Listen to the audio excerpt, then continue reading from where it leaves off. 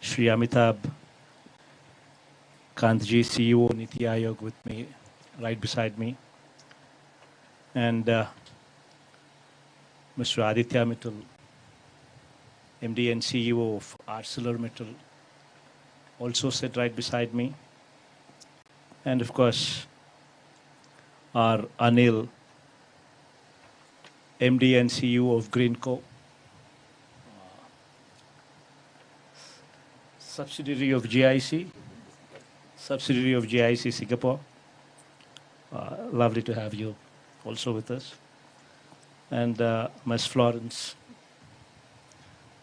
Executive Vice President, Dassault Systems. And of course, Mr. Richard Threlfall, Global Head of KPFG Impact. And ladies and gentlemen, it's wonderful to share this dais on this platform of transition into decarbonized economy.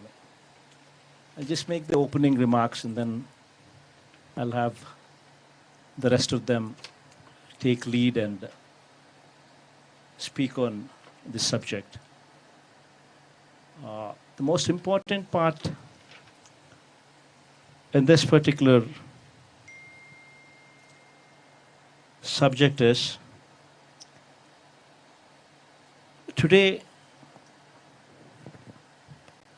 getting into this decarbonized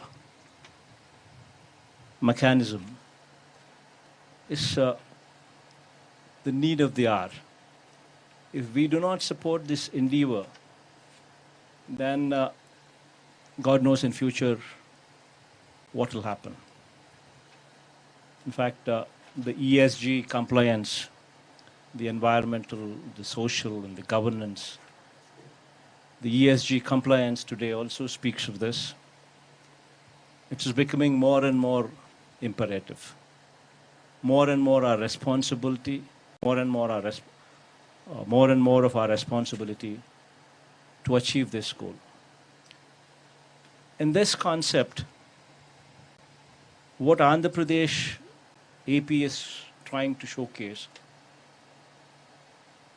is probably going to be the torchbearer, Andhra Pradesh could actually be the torchbearer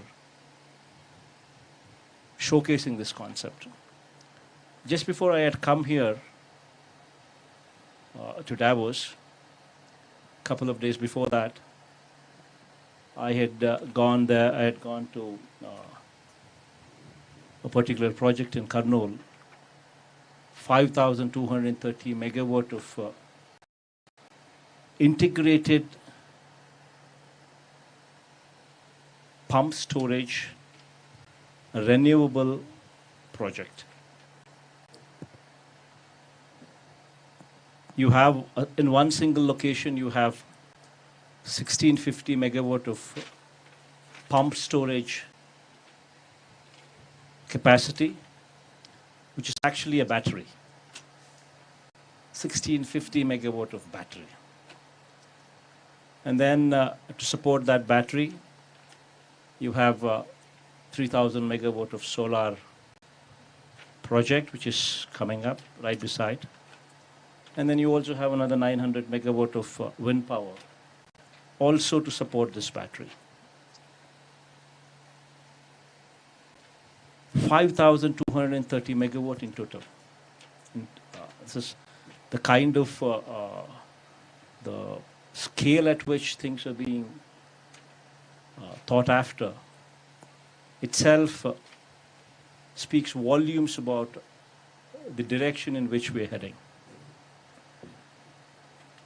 What it does is, you build a dam, and the quantum of water which is utilized is on just 1 TMC.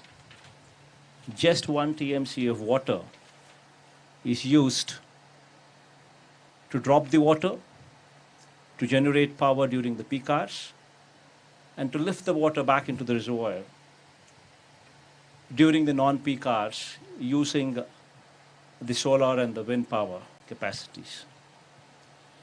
That's a simple concept. And at the end of it, you would have a 1650 megawatt of firm power. That's power that could be given 24 hours, all through the day. And and then the most important aspect is it's economical, it's sustainable, it's feasible. To generate the power from solar and wind, and then during the non-peak hours using this power to pump the water back. As simple a concept as this. What Andhra Pradesh has is, it's got a capacity to build these pump storage capacities to the extent of 33,000 megawatt. We're just talking about 1650 megawatt of pump storage that I had just laid the foundation stone a couple of days before I had come here. And now we're talking about a potential in Andhra Pradesh, which is 33,000 megawatt available for the whole of the globe to come over and probably participate. This is the concept. And just imagine what things can be done. You're not only, the conventional industry can convert into green industry. And just not that alone. You can talk about using this power to create hydrogen, to create ammonia, NH3, hydrogen, desalinate, get to the coast, desalinate the water, electrolysis, and from water you generate hydrogen. All this in the days to come, in the years to come, would become reality. And Andhra Pradesh is there, right there, welcoming you to become part of this grand endeavor. I think I'll just pass on the mic for the panelists to take over, and probably they would throw more light, better light, hopefully.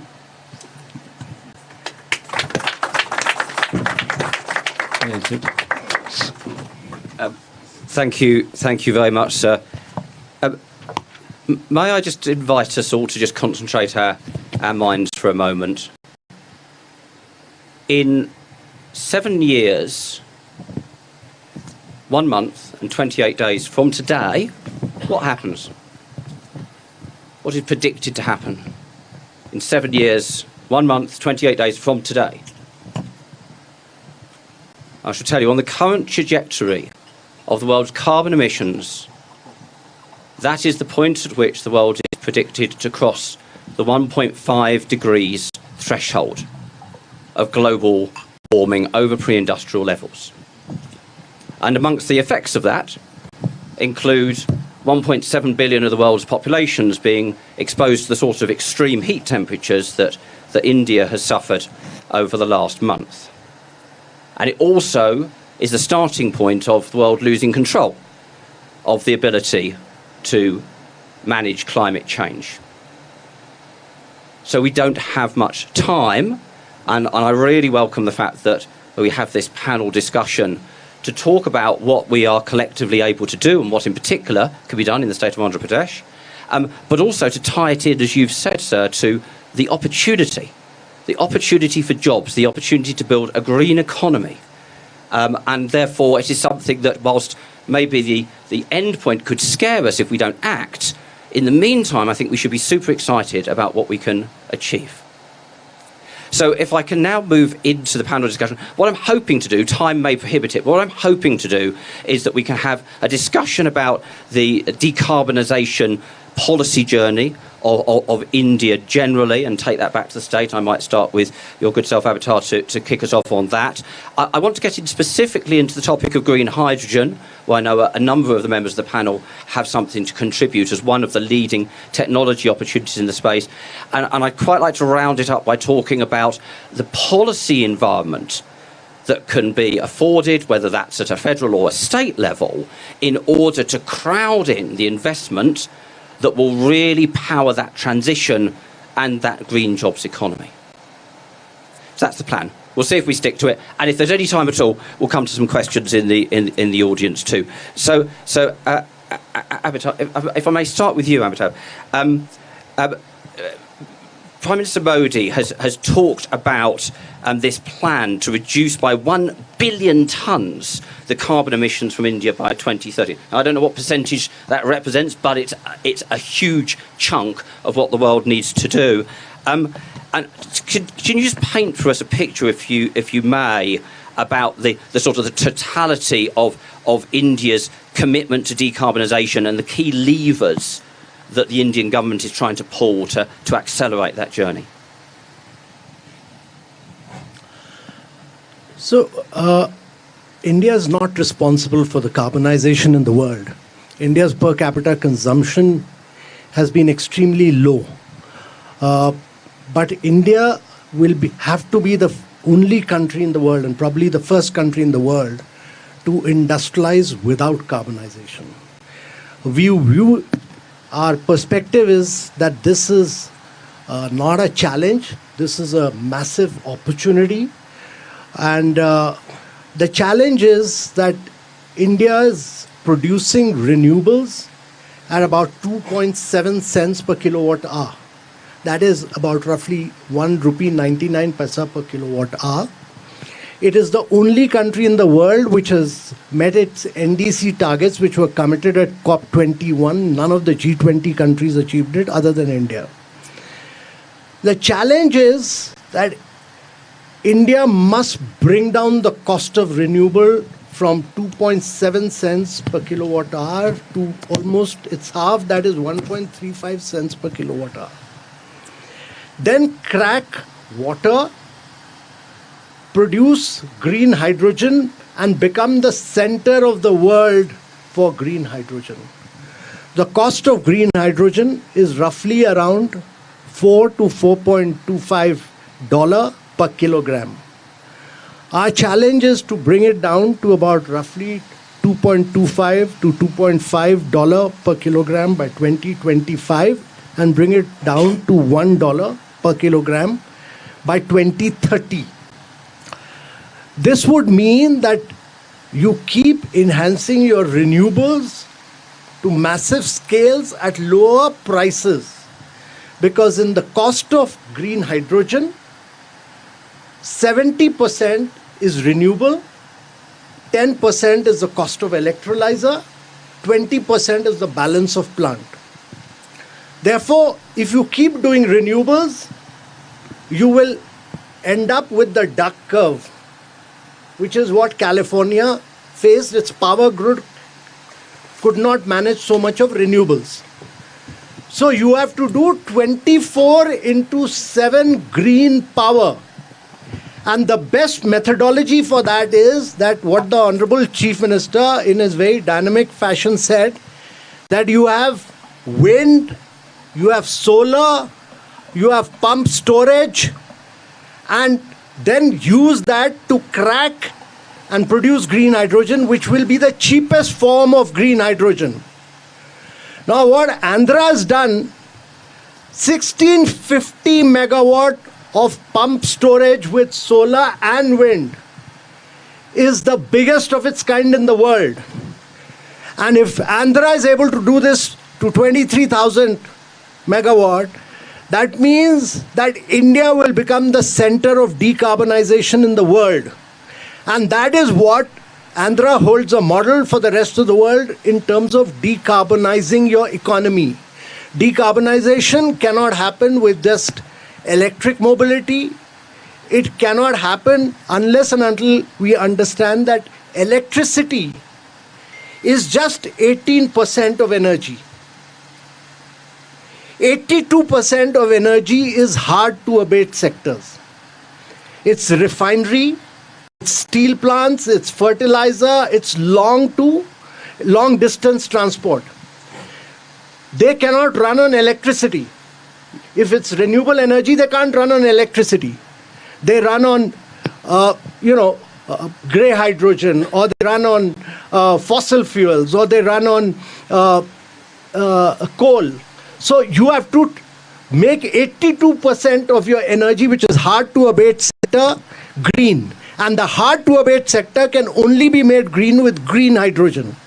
And that is the challenge before the world. What has the International Shipping Organization said? 50% of shipping must go green. What has Japan said? I'm going to be the biggest importer of ammonia. What has Europe said? That we'll put border taxes by 2026. So whether we like it or not, fertilizer will have to go the ammonia route. Steel will have to go the green route. Shipping will have to go the green route. What is the answer to that in the world? That's green hydrogen. And that is where Andhra has taken the leadership under the leadership of the Honorable Chief Minister. And that is what a lesson for the rest of the Indian states and for the rest of the world. And that is how you decarbonize your economy and decarbonize the world. Amitabh, well said, very powerfully said, and I completely agree. This is on behalf not just of the state and India, but for the world, because that green hydrogen economy is a critical part of it, and we'll circle back to that. But you just described steel as one of the hard-to-abate sectors, so it's rather fortunate that we have a spokesperson for the world's most successful steel as well as mining industry. Aditya, can I understand, first of all, do you want to just give us what's the pathway that specifically ArcelorMittal is taking in terms of decarbonisation? And you must be running lots and lots of different initiatives. Maybe you can tease out the one or two that you think are the most promising in terms of driving that transition. Sure, thank you. Good afternoon, everyone. Thank you to the Honourable Chief Minister here for having us. Thank you, Amitabh, for all your comments and your passion. It's clearly infectious. So maybe I'll start with the bad news. Amitabh alluded to it, but steel is responsible for 8% of global CO2 emissions. So it's massive. I mean, 8% is huge, right? We're not talking about 1 or 2, but 8% of global emissions. The not so bad news, and I'm not at all biased, steel is still a wonderful material because it is infinitely recyclable. There is no other material that can be recycled into perpetuity. You'll never find steel in the oceans. And steel, in spite of being responsible for 8% of global emissions, has on a per ton basis the lowest carbon footprint, because it requires actually, relative to aluminium or carbon fiber or anything you'd come up with, much lower energy to make steel. And so that's why I said it's a wonderful material. And so 8% why, if it's low carbon, is just because so much of steel is used. So much of steel is used in anything you see, whether it's your car or this building or your washing machine or even your champagne bottle, the cork is made from wire of steel. The good news is that steel has a way to decarbonize, and we can make green steel. And at ArcelorMittal, we're selling green steel as of today. We're selling about 60,000 tons of green steel in Europe. In the next 2 years, we'll hit 600,000 tons of green steel. And how do we do it? Well, fundamentally, you change your coal-based process, because steel originally was made from coal. And as we have heard today, you substitute gas. So you can start with natural gas, which dramatically reduces your carbon emissions. And when hydrogen is affordable and available, you bring in hydrogen. So that's fundamentally how the process will evolve. So the good news is that we can actually still make the same quality of steel, maybe depending on if we get hydrogen at $1.50, at the same cost, green steel using hydrogen instead of coal. So it's a huge opportunity, right? It's a huge opportunity for providers of renewable power to make the hydrogen electrolyzers, a huge opportunity for the global steel industry to actually decarbonize. At ArcelorMittal, we plan to lead the way, primarily because we have a global footprint. We are very keen on R&D. We spend about $300 million a year on R&D. So we have $3 billion of IP in the last 10 years sitting in our business, which we can deploy to improve process and product. Over the next 10 years, we plan to reduce our global carbon emissions by 25%. Through an investment of $10 billion. And primarily it's utilizing all of these things that we have spoken about, i.e. renewable power, funding electric furnaces, setting up DRI facilities, which first use natural gas and then hydrogen. So we have plans in different parts of the world to achieve this. Coming to Andhra. So we have made a significant investment in Andhra Pradesh. We have partnered with Anil at Greenco to invest in our first global renewable project. And I think that is the key message. ArcelorMittal operates in 27 countries, and we have chosen the state of Andhra Pradesh for our first renewable project. For many reasons, I think you've heard a lot today. It's really a force in creating a friendly business environment. But I think also the vision of having direct pumped hydro storage. I had a chance to visit Kurnool, and it's very impressive what is happening down there. I think I urge all of you to visit and see really what is happening on the ground in Andhra Pradesh. And just going there, you feel the energy, the dynamism. And so our first renewable project, it's a 4,500 crore investment, $650 million, 250 megawatts of 24-hour round-the-clock power. Why is that interesting? It reduces carbon emissions in our facility in India by 1.5 million tons. What is 1.5 million tons? It's 350,000 cars off the road. Okay? So it's real direct, it's immediate impact, it's interesting for the business to do. We plan to double it. I'm very excited by my meeting this afternoon and on just seeing the progress that we have made. We plan to double that investment. We'll probably finalize that decision in the next few months. And as we get more and more renewable power, 33,000 megawatts, we can move into hydrogen. Because if the power is low cost, the hydrogen becomes low cost, it's cost effective for the steel industry to utilize. And the demand is significant. So I think we're all off to a good start. I think there are tremendous ingredients available in Andhra, the whole ecosystem in India, and we can really lead the way in terms of decarbonizing not only the Indian steel business, but also use some of that knowledge, maybe export some of the hydrogen to other parts of the world.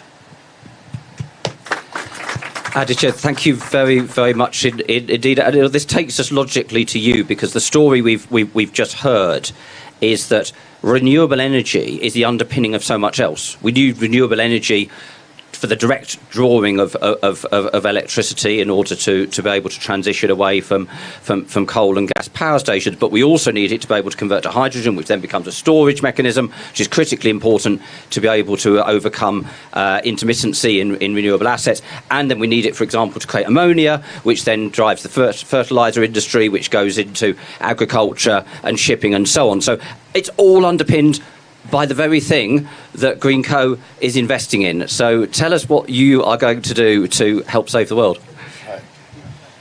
Thanks, Richard, and good afternoon, everyone, ladies and gentlemen. I would say we are a little over a decade-old company as a Greenco. We had a very modest start. From the day one onwards, we have always been trying to develop renewables with the grid parity. And we always came up with some innovative thought process. How do we make the energy available at the right pricing, right location, and how do we move this green electron? To start with, initially says we had a small hydros which we built in a cascading manner, which made the whole hydro energy available much cheaper at the time comparing with the thermals. And later we developed a large-scale wind farms and brought down actually in GEs and Gameshas to do them the localization, and created in long-distance transmission lines to unlock the medium wind speed sites, and made sure that we gave a long-term agreements to the GEs and Gameshas and made them to manufacture in India and bring them the lower costs. Later stage, we developed a hybrid wind and solar sites to unlock the better value creation and brought down the price of the hybrid renewables sub 4 rupee levels and 3 rupee levels down the line. Understanding the whole energy available at such a low cost, how do we make them available round the clock and make them to be in journeying towards peak hour management? That's when we were able to unlock this hydro pump storages. And thanks to the Government of India and Government of Andhra Pradesh under the leadership of Honorable Chief Minister, we were able to successfully unlock the whole challenges we had to start developing the whole project. I'd say that's it. Thanks a lot. And thank you very much indeed. So Florence, Deso Systems is a leading software business, and a huge amount of your design and manufacturing software goes into the sorts of industries that we're talking about here. How do you see this from your perspective? I also know you're very active in the States. Definitely, and thank you very much, Mr. Chief Minister, for inviting me to this panel. What do we do at Dassault Systèmes? We are basically a software company that is doing virtual twin. And why are virtual twin interesting for sustainability, because if you have the virtual twin of a product, be it a car, be it a plane, be it a bridge, then you can design everything for sustainability. You can test in the virtual world different materials, different processes, and you can choose the most sustainable to implement the most sustainable option. In the beginning of last year, we released a study with Accenture that shows that if we apply virtual twin to 5 use cases in car, high-tech, pharmaceutical industry, consumer good, and transportation, then we could save 7.5 gigaton of CO2 by 2030, which is the equivalent of 1 year of emission of the transportation industry. So it's big. And why is it big? Because basically 80% of the impact of a product is decided at the design phase. So if you optimize at the design phase for sustainability, you can totally change the game. So that's what we are doing with our Indian partners in India, and we are very lucky to be working in Andhra Pradesh, and it's very efficient. We've seen amazing projects here on electric vehicles, two wheels or 4 wheels electric vehicle, but also example in consumer good, in packaging companies, and we think it's a massive disruption when it comes to make the world and the industry more sustainable. Thank you very much, Florence. So we actually have plenty of time. So I'd like to cycle back and come back to a few of the points that have been made in the opening comments, and we may well have some time for some questions. So if you have a burning question and you want to in a few minutes wave very, very clearly at me, we will try and bring you in. Aditya, I want to come back to something that you said. You referenced to the fact that obviously ArcelorMittal is operating across a number of different jurisdictions, and then you referenced specifically why the attractions of investing in the state of Andhra Pradesh. Just from your experience across different jurisdictions, what are the things that you're looking for in terms of policy support that makes the difference between somewhere being really attractive to invest in versus somewhere else that you might not prioritise in the same way? Sure. Richard, let me talk about the steel business, because the renewable business has different policy imperatives, right? For renewable, first of all, you need ease of business, you need land acquisition, and the most important is obviously good wind and good sun, right? Which Andhra has, all of those, ease of doing business, land availability, pump storage. For steel, it's a different it's different dynamics. For the steel industry, I think the most important is to have a level playing field. Okay, so we want to compete with other steel companies which have the same imperative to decarbonize, because fundamentally, as you decarbonize, your cost is going to rise. And how are we going to be successful in places like Europe, where they keep on adding carbon taxes if there is no carbon border adjustment?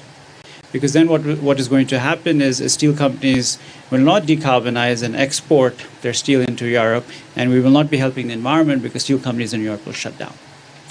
So I think that's the first thing. So if India decides to put a carbon tax or create certain incentives to decarbonize, it should be done in a way that is level for all competition. The other option, if you don't create a level playing field, is to stimulate green demand, green steel demand, right? And there are many ways of doing that, through regulatory support. So does automotive need 25% of all their steel? Should it be green? When governments put out bids for infrastructure, is there a mandate that it needs to be made through green steel? So you need market forces to create the demand, because as you heard from me, we have to spend $10 billion, and steel is capital intensive, steel is highly cyclical, steel is not the most profitable business in the world. Without a level playing field, without creating either regulatory support or market forces for demand, it is not obvious for the steel industry to decarbonize. I mean, these technologies are there, but it's not like these technologies were invested last year. They were there 10 years ago, 20 years ago. But fundamentally, moving away from coal to gas or to hydrogen is more expensive. And so what are the incentives or the policy framework to make that feasible? We believe that governments are acting in that direction. So we see strong policy support. And so if you look at our $10 billion investment, we have already announced $6.5 billion, excluding the renewable in Andhra. And that's really in Spain, in France, in Belgium, in Germany as well, and in Canada. We are very impressed with what the Canadian government is doing. And so those are the first 4 jurisdictions in which we have started our decarbonizing journey. That's super, thank you. Thank you very much. And I spend a huge amount of my time in the company of infrastructure investors, and indeed in a conversation only last week, which was specifically around the hydrogen economy.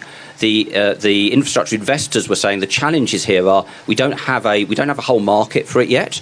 So it's isolated investments in different companies and countries, and they're worried about the technology risk still. So the sorts of underpinnings that you're talking about, I think, are really critical. Amitabh, if I can come back to you, I mean, you've had a distinguished career in the Indian civil service. You probably know better than almost anybody how to incentivise things in an economy. What's your reflection on what are those real levers that are going to accelerate and support the sorts of investments that Aditya's talking about? So my belief is that companies which do not go digital, which do not go green, will find it very difficult to survive beyond 2026. And actually, if you look at the trend in the last 2-3 years, only companies which have gone digital and gone green, they have attracted valuation, they have attracted investments. So if you don't want to go bust, then the only way is to go green and go digital. And actually, it's remarkable. I mean, I have known ArcelorMittal. I know Aditya's dad, who's one of the most dynamic entrepreneurs in the world. And his son is equally, he's even more progressive to think about green growth. And he laid out his vision for this. And I've known Anil for some time recently. He's like a cowboy in the world of energy. He's a disruptor. He's a disruptor, and he's actually, he's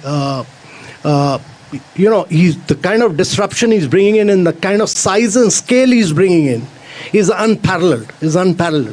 And it's all being done under a very dynamic chief minister. And the chief minister is providing that vision of doing this, of solar, wind, pump storage, all in the state of Andhra Pradesh. Because Andhra is one state which has the ability to do renewables, it has the ability to do wind, it has the ability to do pump storage, which no other state has. So you can be the center of the world today. And what the government of India is doing is to create the right policy framework. It's come out with a policy framework where it's laid down the same policy incentives for green hydrogen as it has for renewable, that when you transmit power, there'll be no wheeling charges, etc. A whole range of policy measures have been announced. The hydrogen mission is being announced. And we are very clear that by bringing in size and scale, we'll bring down the cost of green hydrogen. This is an opportunity not merely for Andhra, it's an opportunity for India. Quite often, we do small things and we don't do, the transition phase is very time-taking. And therefore, we lose this opportunity to be a global champion. It's important to understand that India is climatically blessed and Andhra is climatically blessed. And because it is blessed, the competition for that, there's no competition even from China as climatic conditions are concerned. China is not your competitor. The size and scale is only India. The only other competition in climatic condition comes from Middle East. Now, Middle East is already flushed with oil and gas. And therefore, India has the climatic condition. It is blessed. It has the wind power. It has the renewable power. It is possible for it to make itself the least cost producer by doing size and scale. That is important. Bring in size and scale. Once you've done that, and that is what this partnership is all about. To do 1650 megawatt of, pump storage is actually a lesson for everybody else at Davos. What you're talking about here is a lesson for everybody else at the Congress Center. That this is about a new world of tomorrow. This is about new technology of tomorrow. This is about transforming the world of tomorrow. Here, it's not we don't have time for incremental. This has to be completely transformational change. And the handshake that you've described between companies that have the innovation and the drive, but backed up by the support of public policies, I think is hugely powerful. And I'm going to hand it back to you. You've been talking about green molecules. And I'm just, you might want to just tease that out for the audience, but also I know that you're investing in the largest possible collection of solar and wind and pump storage, and it will be backed up by. Just talk to us about that particular reason to again invest in the state of Andhra Pradesh. But what's the green molecule piece? Just to start with.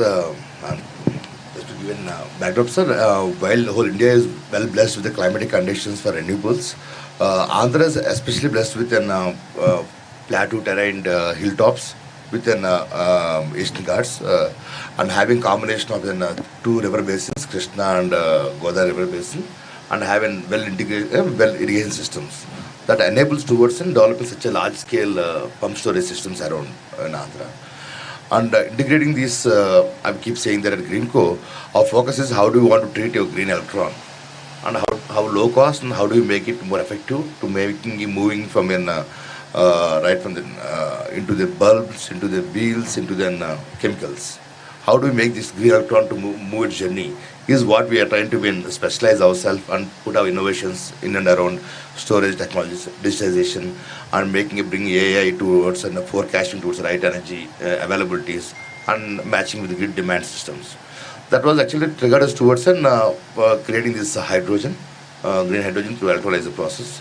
We partnered with one of the Belgium's a company called John Crocker to develop a 2 gigawatt scale of an electrolyzer manufacturing to enable towards a large scale green transition. Yet our first project is going to be in million tons of ammonia production per annum, which we're hoping that by 2025 we're able to bring that industrial scale of ammonia production levels, along with supporting various other industries to make them green, but trying to bring in multi-million tons of ammonia per annum capacities to export to the world. Thank you. Florence, back to you finally before I open it up for any questions from the audience. I hope we'll have at least one or two. We can't do this incrementally. We have to do it by system change, which you've spoken about, so we have to do it by giant leaps, if you like. Are there any particular examples that you can see in the world of technology and software which you think really have that power to drive that level of change? Yes, definitely. And thank you very much for the question. And I agree with you, sir. If you want to go green, you have to go digital. And that's what we are doing at the system. So basically, we think, as I said, that virtual twin are a very, very powerful tool in order to make companies and businesses digital. For example, we partnered with a company called Metsaboard. What are they doing, Metsaboard? They are going packaging. And thanks to the virtual twin of their packaging, they were able to become carbon neutral just by optimizing their packaging from the design phase to the sustainable phase to the sustainable supply chain. So that's very powerful. And it's also very powerful in other industry like construction. You perhaps know that construction industry and buildings, they represent 30% of the emission of the electricity. So if you optimize the virtual twin of your building, then you can take giant leaps when it comes to the sustainability of your building, and you can save up to 70% of the energy consumption of the buildings.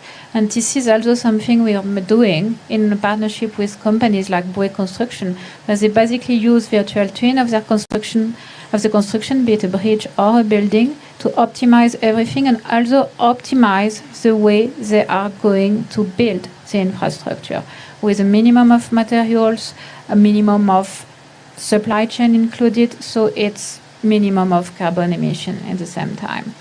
And I also think that virtual twin can be super powerful when it comes to include renewable in a territory, because it's not so easy to include renewable. Of course, you have solar and wind, but you also have renewable, battery stored thanks to that can be done. But you have this system to work all together. And we are doing with some very important energy provider, virtual twin of the system of a territory, in order to make sure that with the increase of charging station, with the increase of electricity need in the territory, plus the increase of renewable, you still always have the electricity at the right time for every stakeholders at the territory. And if you do that at the scale of the virtual twin of your territory, you can run thousands of scenarios to make sure that it's always working. So I think these are giant steps when it comes to optimize everything and making a territory more sustainable. Florence, thank you very much indeed. We do have time for a question. Has anybody got a burning question they'd like to ask this part? You, sir, right at the back. And if you can keep it really succinct in terms of your question, that would be super helpful. Thank you very much, Richard. Firstly, may I congratulate GreenCo for an innovative project that you came up with. And thank you, CM, sir, for coming up and encouraging this thing to decarbonize in the state. I'm Aryan Uday, a councillor of Kensington and Chelsea, London. Mr. Mittal, you're one of my constituents, so this is more related to me. I know I was born in Andhra Pradesh. I just want to really request the government and Amitabh Ji to advise the national government not to put more carbon tax on companies that what Mr. Aditya has just raised, because that put more pressure on the companies in terms of running their finances.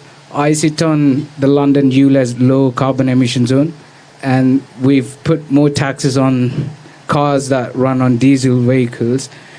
Nothing much we have achieved, but rather than giving more incentives to companies that could operate and come up with innovative ideas so that gradually they would transition to a decarbonized economy and help more companies produce decarbonized products.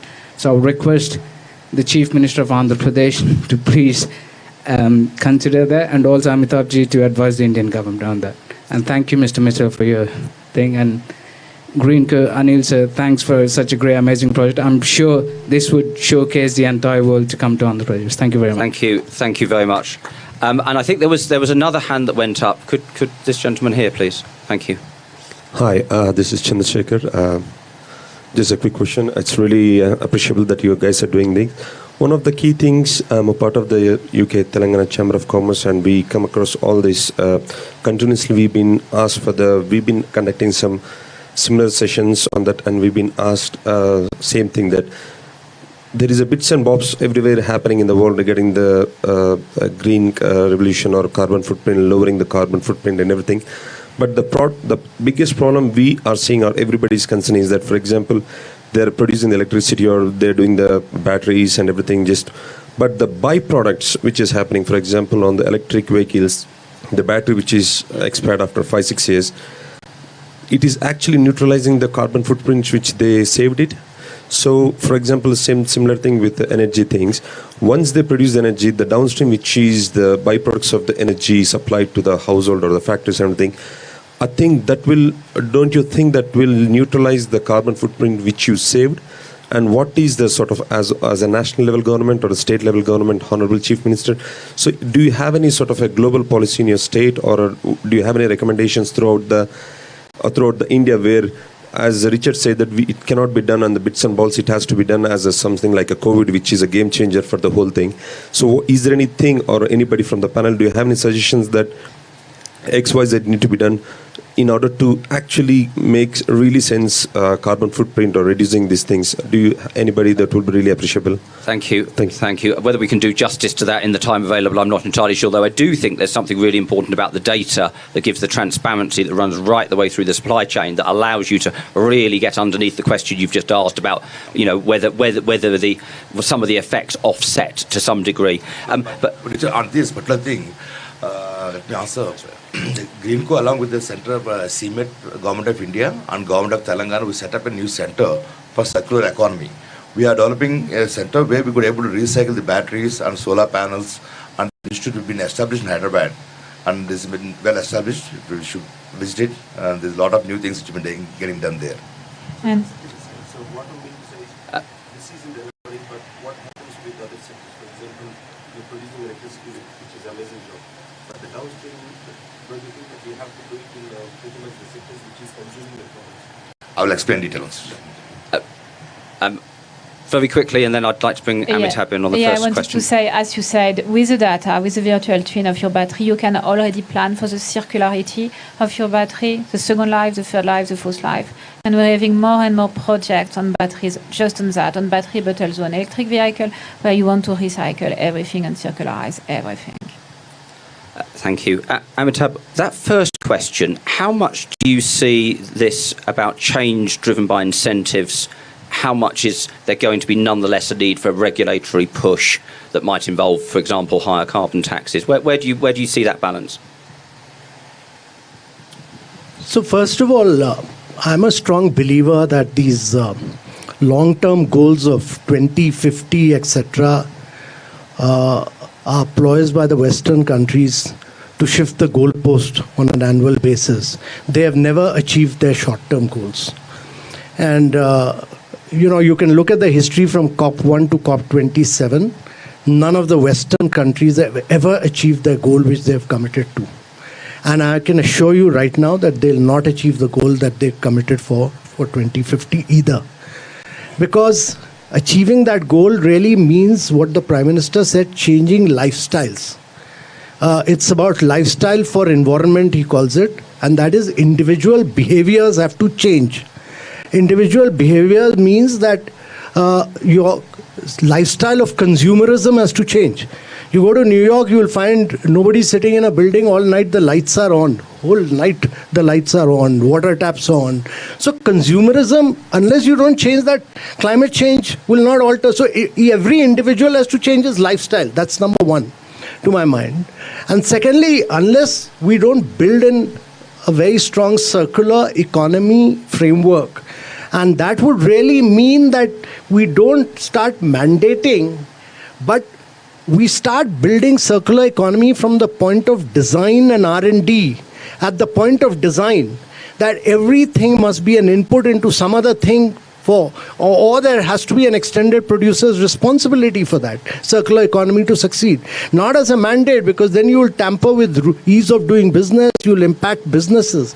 But the businesses themselves, as according to the design framework, and that has to be embedded in the design, has to be built in. And circular economy really is the answer to what he's saying. Thank you very much. Honourable Chief Minister, if we could come back to you for any closing thoughts before we pass some gifts to our panel members, that would be lovely.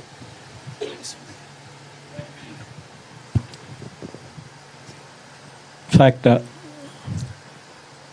very fact that we're having a big debate on this, the very fact that we've taken a few steps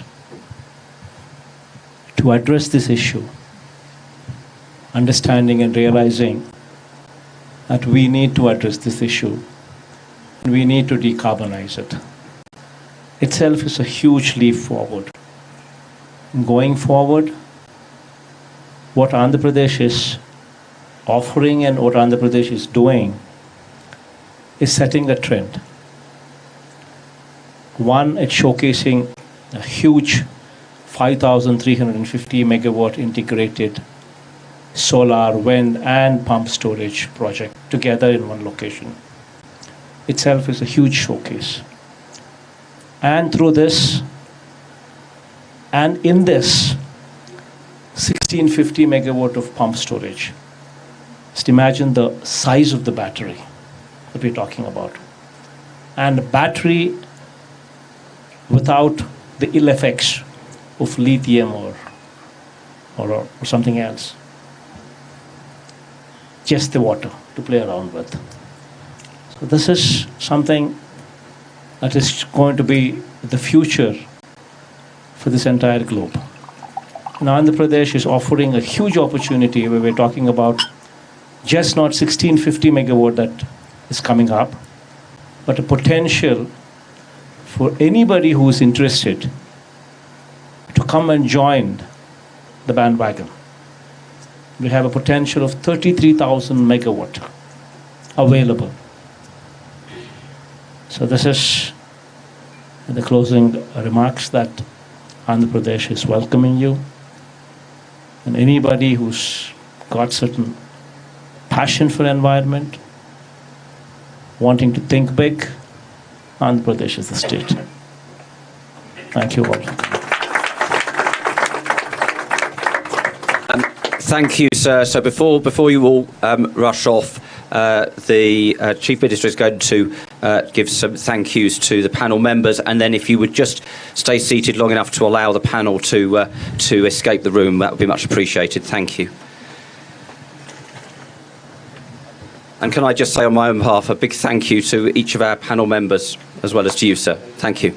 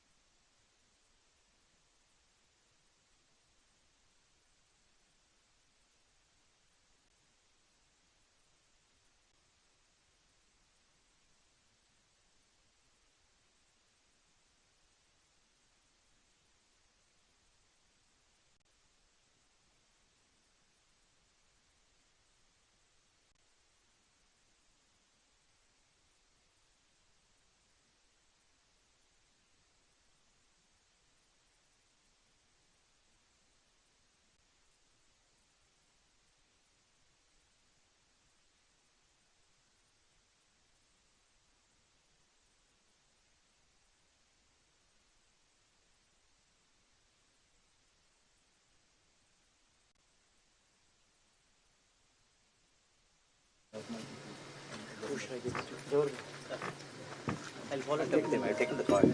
We'll volunteer.